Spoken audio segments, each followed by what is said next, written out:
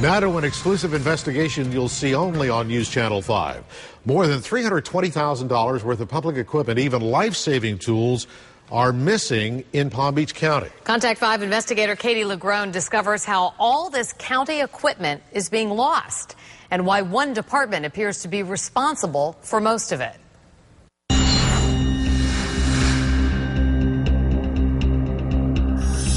A $4,000 metal detector, $6,000 in monitors, and a $34,000 generator. These are among the items purchased by Palm Beach County government using taxpayer money and deemed missing. It's a problem for us to deal with, and we are dealing with it. Angelo DePero might as well be called chief of the county's inventory police. He heads the department that keeps track of the county's roughly 40,000 assets purchased for at least $1,000, from laptops and computers to cars and trucks. Every dollar we spend is very important, especially in light of the budget crunches we've all gone through in the last couple of years. Each year, county departments must inventory what they own. And each year, some of that inventory turns up nowhere to be found.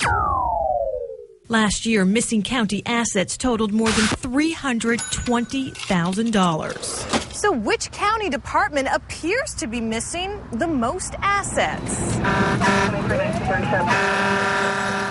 With 46 stations countywide, there's no question fire rescue has a lot to account for. But according to the latest inventory audit, the department that fights fires has not been able to salvage some of its own possessions, including a $1,500 stretcher, an ice machine, and more than $26,000 in life-saving Jaws of Life tools. In fact, last year, Fire Rescue reported the most missing assets in the county, totaling $130,000. Contact 5 took the report to department spokesman Captain Don DeLucia. Do I have an explanation for all of them? No.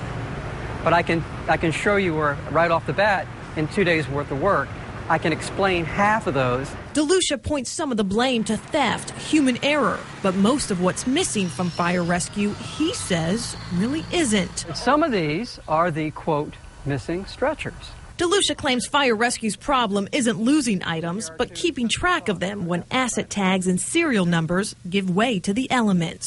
Take, for example, 3 generators recently reported missing. Here's a number of generators. There's no asset tags on them. They're long gone because of the greasy gasoline environment. They're missing, but they're here. Same as the stretchers. So are you saying basically this list looks a lot worse than it really is? Yes. Yes, definitely. Serial numbers are now engraved in tools, and the department has recently started assigning people to track high-priced items. It's a plan to better control its inventory. In a perfect world, you want 0. That's probably never going to happen. We're all on the same team here, and we all work for the public, and we all understand that the taxpayers want to see us use every dollar wisely. And no one likes missing money.